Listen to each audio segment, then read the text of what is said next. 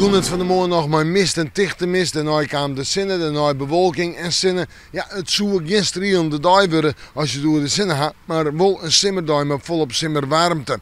Joen om 8 uur is het nog zo'n 23, 24 graden. Flink warm en zoelbaar.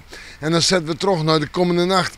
Ja, dan hebben we temperaturen tussen de 16 en de 18 graden. En natuurlijk binnen er een aantal ruim- en tongerbuien in tekenen. Dat kan ik stevige buien wezen, maar kon ze op hagel, maar kon ze op wind zitten. Soms flink wat wetter en een waskoging natuurlijk voor de watersporten. De wind komt vannacht uit zuid-zuidwest en is matig en vrij krachtig in het kust- en watergebied. Dan Monodai.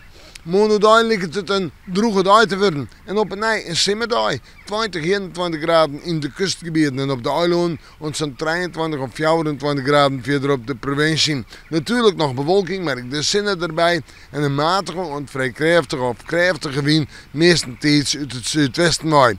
En die krachtige wind dan vooral in het kust- en watergebied, maar op de markt komt een vrij krachtige wind, de steenkracht 5. Dan zetten we terug naar de orendagen, het fruitsjoch. En dan lijkt het goed. Sneeuw, een mandje treien droege dagen op een richtje. Maar sneeuw nog 22 graden. Sneeuw zijn 20, misschien 21 graden. En mandje zijn jochentje of 20 graden. En het lijkt het, ik op een lange termijn, hield het meer en meer simmer te worden. Zou het nog wezen? Ik denk het wel. We moeten morgen maar weer even in het waarschuwen.